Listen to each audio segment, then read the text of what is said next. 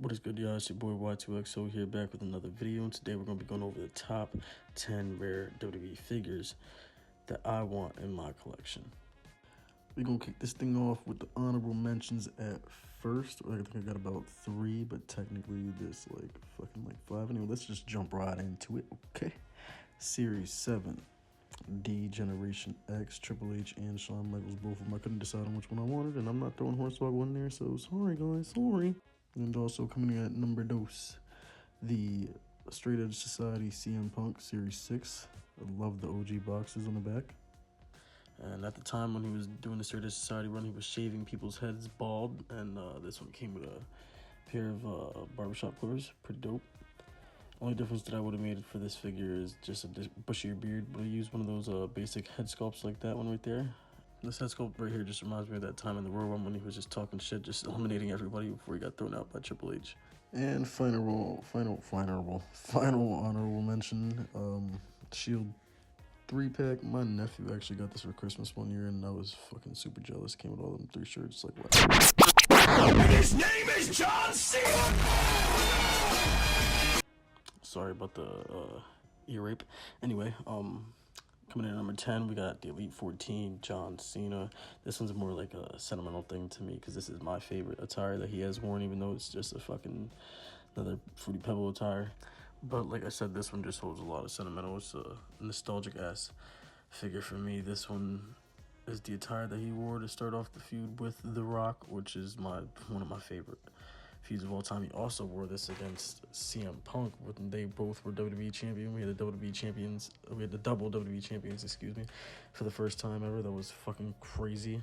But this one unboxed is gonna run you around about $100. And coming in at number 9, the Elite 11 CM Punk. I know a lot of people will mixed emotions for this one on the head sculpt, but for me, I absolutely love that fucking head sculpt. The shirt, beautiful. The Nexus armband, everything about this figure, I absolutely love it. The attire, beautiful. That's classic CM Punk attire. But this one is not cheap. Not cheap at all. I mean, like, even not a box, that shit still goes for like $80. And coming in at number 8, we got Elite 21 Randy Orton. I know this one's pretty basic, and box are still gonna get charged around like $90, but this one is just nostalgic for me again. Just reminds me of the feud that he had with Christian for the World Heavyweight Championship. I was still pretty young for around this, so around the time when he was the World Heavyweight Champion and Cena was WWE Champion or Punk was WWE Champion, that was just good times, man. And coming in at number 7, we got a Series 1. A Series 1 that I did have a long fucking time ago when I was like 12 years old. Series 1, Rey Mysterio. This shit was super fucking fire. That old time, like, what was it, like 2010, 2011 look when he had that big ass mask over his mask. That was just, to me, dumb fire. I used to take it off and give it to the kids at ringside. I used to fucking want to be front row so fucking bad. And that shirt right there, dumb fire. But as far as this thing is, there's a reason we call them rare, right? Well, this one is yeah. Numero 6, we got a Series 5 or 6, I forget. Dolph Ziggler. This thing, this is beautiful. You want to talk about them OG figures that were just perfect in detail and everything? I think this one right here might be one of Dolph Ziggler's. This, to me, is my favorite Dolph Ziggler figure of all time that I've ever even had. The boots, the cheetah print on the fucking the hands, the jacket, the material of the jacket, that shit just looks so fire. And it was a Series 5. Look at me go. And I used to have that Mark Henry on the back as well.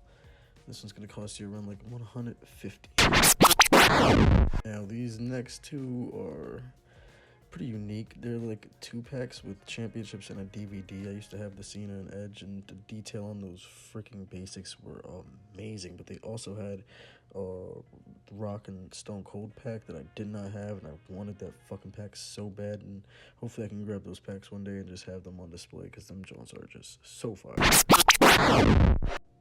coming in at number 4. This could have easily been number 1, honestly, to me. I freaking love this figure. I need this shit one day.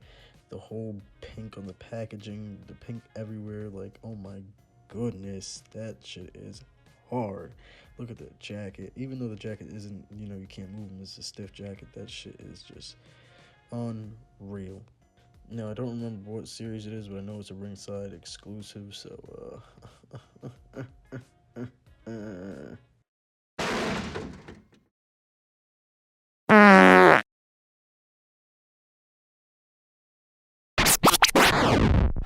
Coming in at number 3, we have a Jack specific. I think I said that right. Hopefully I didn't fucking botch that anyway. This is a really old figure, one of 3,000. I got this when I was like maybe 10, 11, something like that.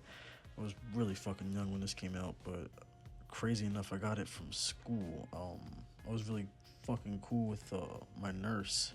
I knew I better go left with that, but she was like fucking 60-something years old. You mean I was like fucking 10? It was nothing like that. She was just like a mom to me, and I had asked for this either for Christmas or a birthday present. I fucking forget, but she actually fucking got it for me. I remember being the most hype fucking little kid in the world, bro.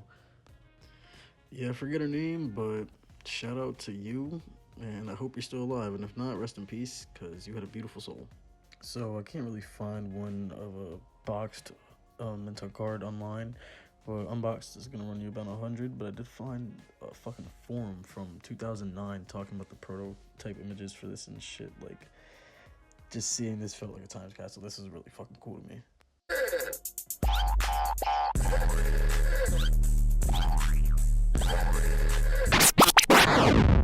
And coming in at number 2, this is probably everyone's number 1, a lot of people's number 1. The Elite 1 Jeff Hardy. This thing is insane. Don't get me wrong, the entrance great is literally basically the same fucking figure. And it's a great figure, don't get me wrong.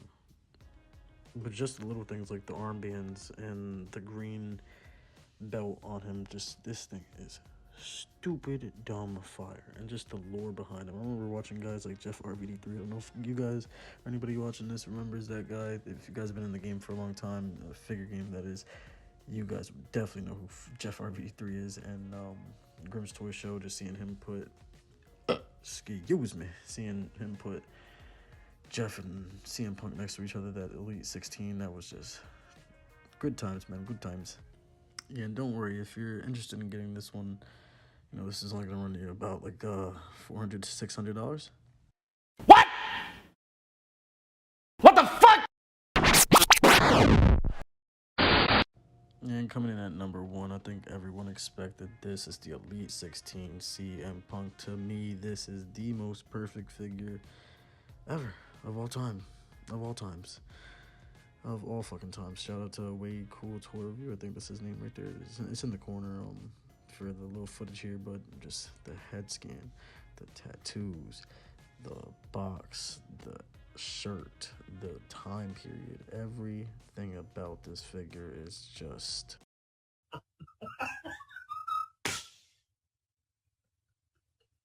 Hey, what's going on?